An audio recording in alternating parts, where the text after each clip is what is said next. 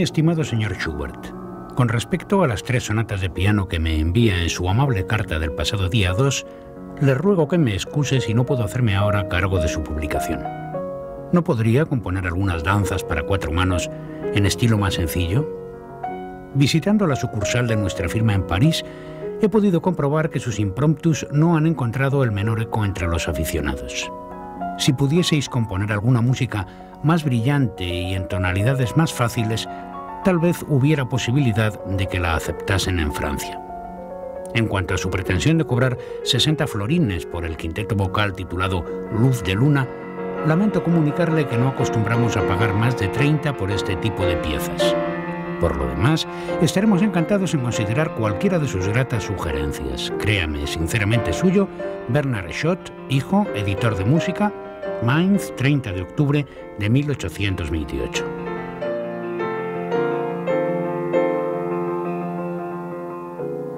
Dos semanas después de recibir esta carta, Franz Schubert fallece en Viena, y las 3 sonatas póstumas no serán editadas sino 10 años más tarde.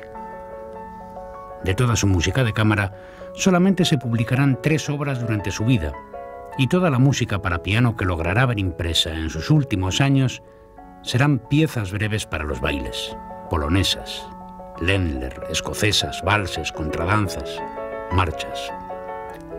El así llamado mercado libre, en el que el músico del romanticismo está obligado a inscribir su producción, no solamente impone qué géneros musicales son comercializables y cuáles no, sino incluso aspectos técnicos tan personales como la propia elección de las tonalidades.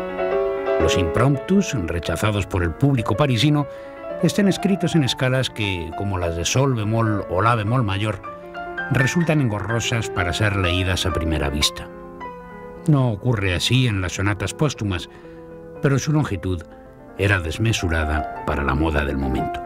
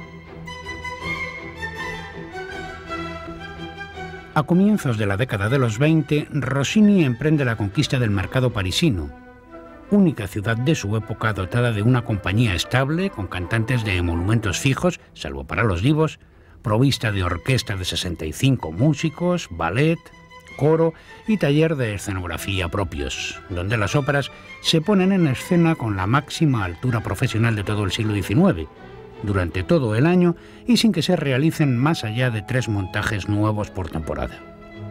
Para esta imponente fábrica de arte compondría Rossini sus 4 últimas obras, contratado por el Real Departamento de Bellas Artes con un estipendio cercano a los 5.000 francos por cada título, a lo que hay que añadir la parte de los derechos de alquiler de partituras que ha negociado con su editor francés. Entre tanto, viaja a Londres, cobrando unos honorarios por cada representación de sus obras de casi 400 libras esterlinas por título, y dando clases de composición a las ociosas aristócratas de Chelsea a 100 guineas por hora, cantidad exorbitada, ya que cualquier músico londinense ganaba 1 guinea por análogo servicio. Al final de la década, será el compositor más rico de su tiempo, lo que no le evita una crónica inseguridad acerca de sus finanzas que le llevará a lograr de Carlos X una pensión vitalicia de 6.000 francos anuales. Una idea de la importancia de esta cifra se obtiene sabiendo que el presupuesto general francés con destino a hospitales, obras públicas y demás gastos civiles durante el sucesivo reinado de Luis Felipe no superó la cifra de 14 millones de francos. Rossini estrena Guillermo Tell en la Ópera de París el 3 de agosto de 1829, dando por concluida su carrera teatral en la más desmedida opulencia. Simultáneamente, El Bárbaro de Sevilla comenzaba a representarse en Nueva York, recaudando varias decenas de miles de dólares por temporada.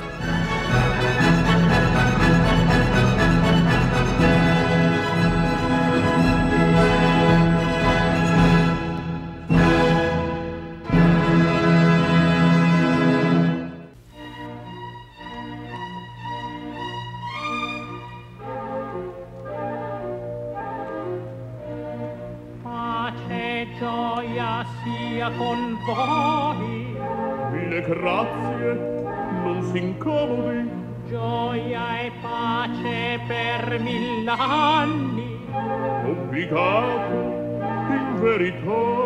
Pace e gioia sia con voi. Mille grazie, non si incomodi. Gioia e pace per 1000 anni. Obbligato, in verità, questo volto non mi ignoto. Ma se un colpo andato voto, Non ravviso, non ricordo. paga per questo malordo. Ma quel volto. Dove il travestimento? Non capisco chi sarà. Più propizio me sarà, sì, propizio me sarà. Gioia e pace, pace e gioia. Ho capito, oh ciel che noia. Gioia e pace bendicore. Basta, per pietà. Gioia, pace, Ho capito, oh ciel che noia. bendicore. Pace, gioia, basta, per pietà. Pace. Ma che perfitto destino, Invece tu non mi conosci, ma che barbara giornata, oh mia sorte fortunata. ma che perfitto destino, Ah, che mio bene, barbara giornata, quanti a me davanti, libertà. ma che perfitto destino, ma che barbara giornata,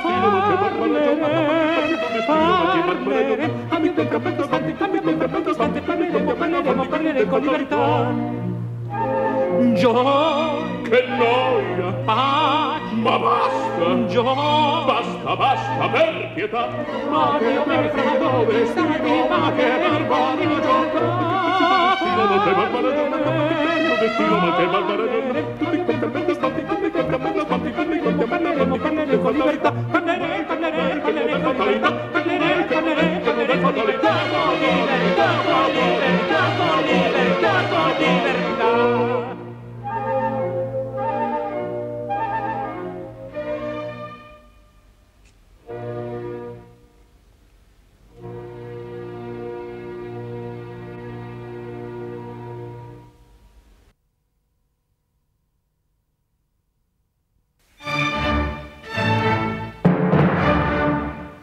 La aristocracia austrohúngara de fines del XVIII fue la más entusiásticamente musical de toda Centroeuropa. El príncipe Lobkowicz o los Esterházy mantenían orquestas estables e incluso pequeños teatros de ópera privados. El príncipe Karl Lichnowsky sostenía una banda de instrumentos de viento y el conde Razumovsky, embajador de Rusia en Viena, un cuarteto de cuerda para el que Beethoven escribió especialmente su opus número 59. Todos estos nobles, y algunos más, como el príncipe Galitzin o el archiduque Rodolfo, contribuyeron materialmente a subvenir la existencia del músico de Bonn, bien encargándole composiciones, bien invitándole a tocar ante su corte, pagando el alquiler de su casa o directamente dándole dinero en metálico. Empero, el gran sinfonista no toleraba la menor exigencia por parte de quienes así colaboraban a su mantenimiento, completando sus irregulares ingresos como pianista o autor de música de cámara vendida por suscripción, siendo capaz de llegar a la grosería si se le pedía alguna contraprestación artística regular. Sin embargo, Beethoven siempre se vio obligado a apoyarse en estos refinados supervivientes del antiguo régimen, ya que su talento como empresario de su propia obra era perfectamente nulo.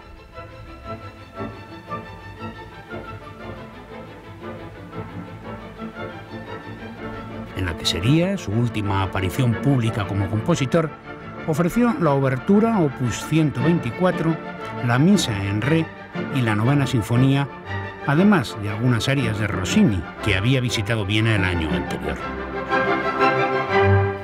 Pese a su éxito de público, el concierto, celebrado el 7 de mayo de 1824 en el Teatro Kerntentor, fue absolutamente improductivo, permitiendo apenas cubrir los cuantiosos gastos de producción derivados de tan abigarrado programa.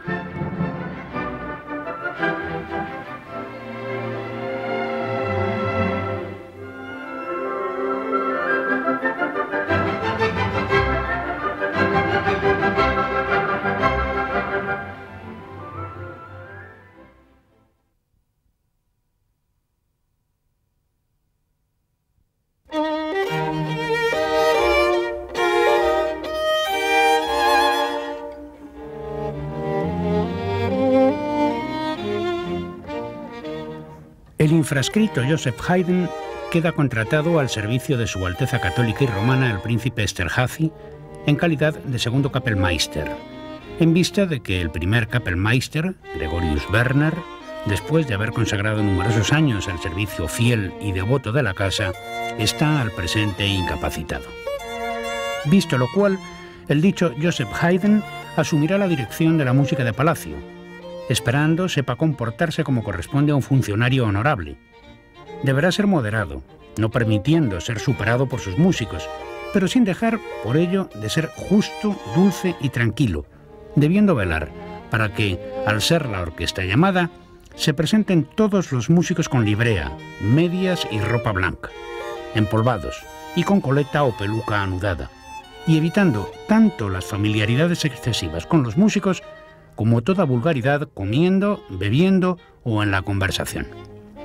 El llamado Joseph Haydn estará obligado a componer toda la música que quiera encargarle Su Alteza Serenísima, a no entregar sus composiciones a ninguna otra persona, a no permitir que sea copiada y a no componer para nadie más sin que Su Alteza lo sepa y lo autorice, debiendo presentarse en la antecámara diariamente antes y después del mediodía para informarse de si Su Alteza dispone a ordenar una audición, transmitiendo su deseo a los otros músicos y asegurando la puntualidad y comparecencia de todos ellos. Asimismo, intentará aplacar toda querella o demanda en la orquesta con el fin de que Su Alteza no sea incomodado con disputas insignificantes. El llamado Joseph Haydn se ocupará también del estado de los instrumentos, siendo responsable de sus daños por descuido o negligencia, así como de instruir debidamente a las mujeres vocalistas con el fin de que no olviden en el campo lo que aprendieron en Viena.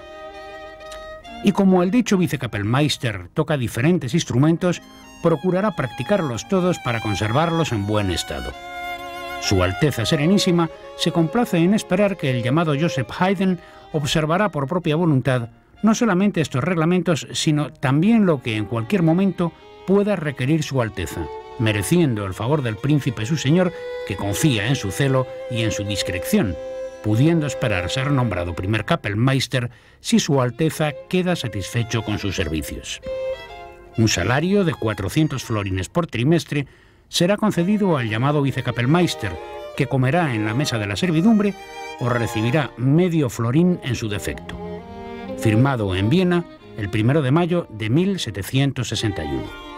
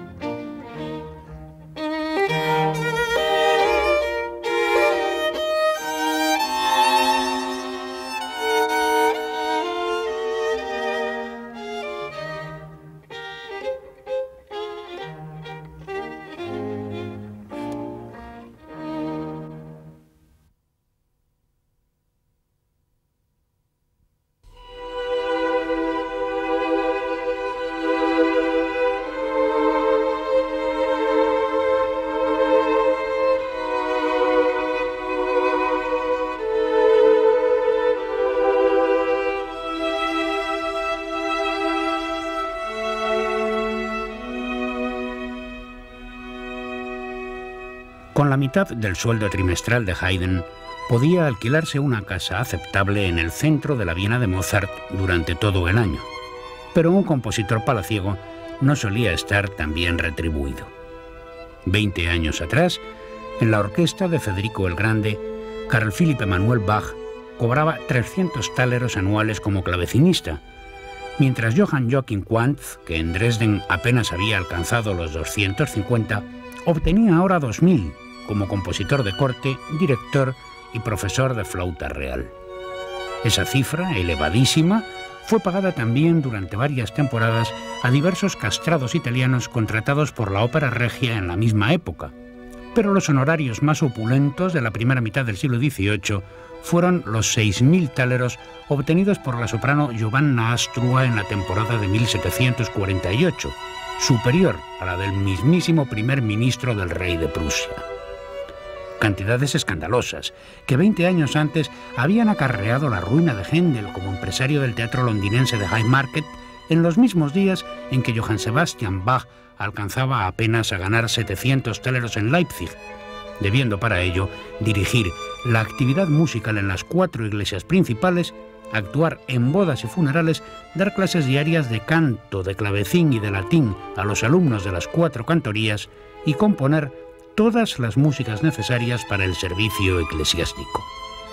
Contemporáneamente, Vivaldi cobraba 200 ducados como director del Conservatorio del Ospedale della Pietà, cifra que, aunque contaba con el derecho a leña, velas y vino y alojamiento en el propio edificio, resultaba insuficiente, obligando al músico a dedicarse a la ópera para subsistir desahogadamente, lo que no evitó su muerte anónima en un hospital de caridad en la Viena de 1741.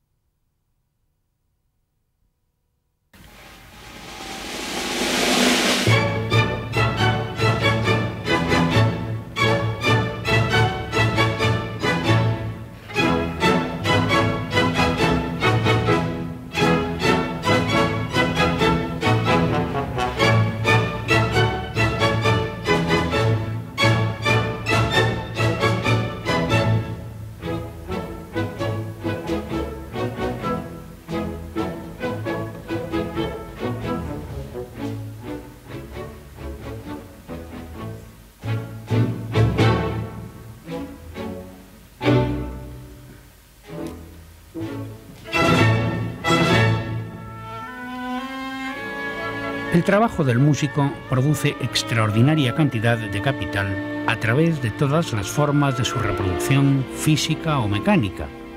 Pero este hecho, que ha enriquecido tradicionalmente a intérpretes, editores y empresarios, no ha sido reconocido y protegido hasta tiempos bien recientes. En los años finiseculares y capitalinos que conocieron el apogeo del teatro por horas, los grandes autores que edificaron las glorias del género chico se hallaban explotados por los leoninos contratos dictados por Florencio Fiscovich, dueño a la sazón de la mayor empresa de copistería musical de las Españas y poseedor de la exclusividad de ejecución de las zarzuelas de éxito, con lo que todo creador que no se aviniese con sus exorbitantes condiciones quedaba vetado en los teatros madrileños, surtidos a la sazón con el material orquestal que el infame alquilaba a un crecido estipendio del que los autores nada percibían.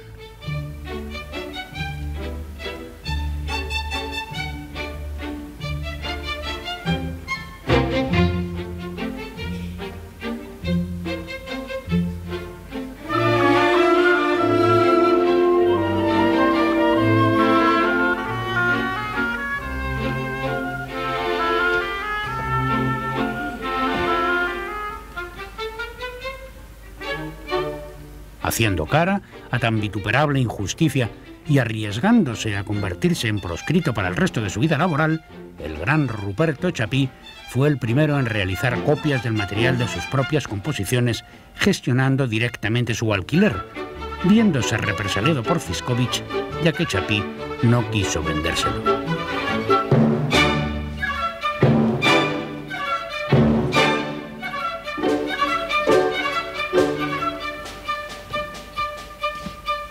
Imposibilitado de acceder a ningún escenario, el músico de Villena se arriesgó a alquilar el Teatro Eslava para explotarlo como empresario amén de músico, presentándose el 16 de noviembre de 1894 con El tambor de granaderos, sobre un libreto que Joaquín Vicenta y Emilio Sánchez Pastor le habían entregado bajo seudónimo para ocultarse del insaciable monopolista.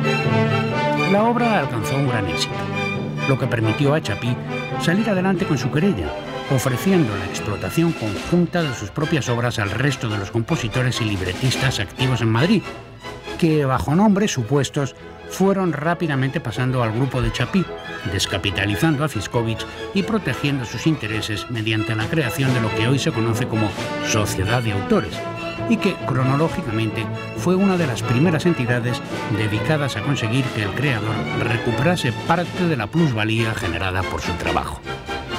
El reconocimiento de la propiedad intelectual ha dado lugar a actitudes picarescas, como es el caso de Stravinsky, que medio siglo después del estreno de La consagración de la primavera, retocó levemente la partitura, que había sido editada por una casa francesa, vendiéndola con la designación de nueva versión a otra editorial americana, para que los años de vigencia de sus derechos de autor comenzasen a contar nuevamente.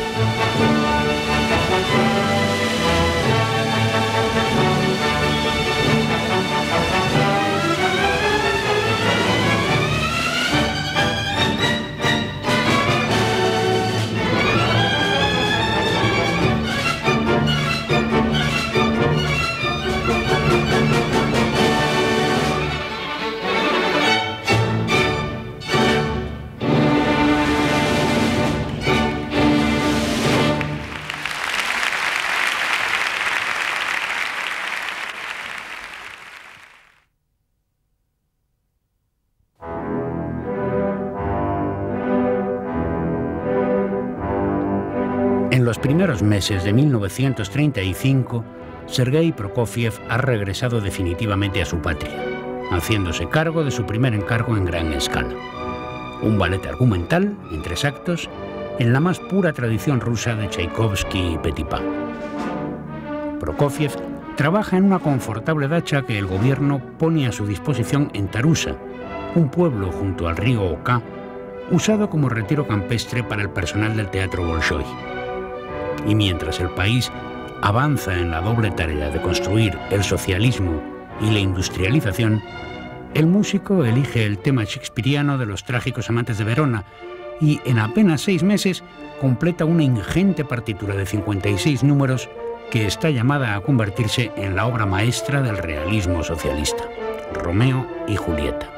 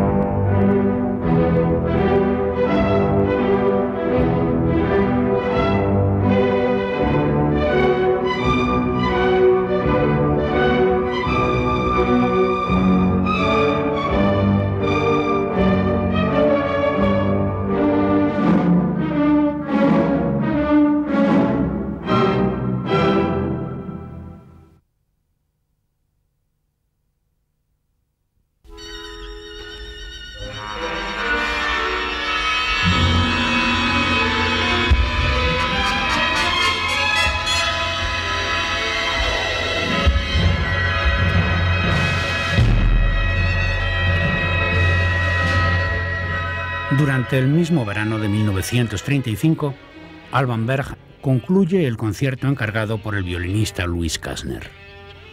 Es una obra de exaltado lirismo cuyo final emplea un coral de Bach compuesta en memoria de Manon, la hija del arquitecto Walter Gropius, y de Alma Schindler, viuda de Gustav Mahler, muerta a los 16 años.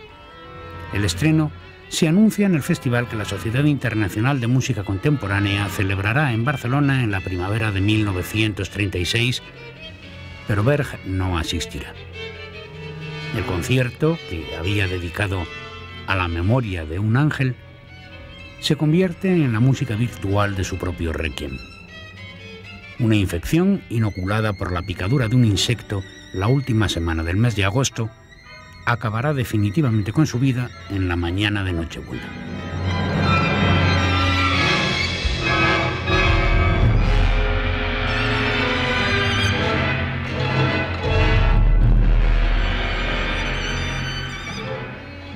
Prohibida su música en Alemania y en Austria, por tratarse de arte degenerado, según el dictamen de Goebbels, sus derechos de autor se habían reducido a cero y su debilidad física, incrementada por la mala alimentación, impidieron a su organismo vencer la septicemia.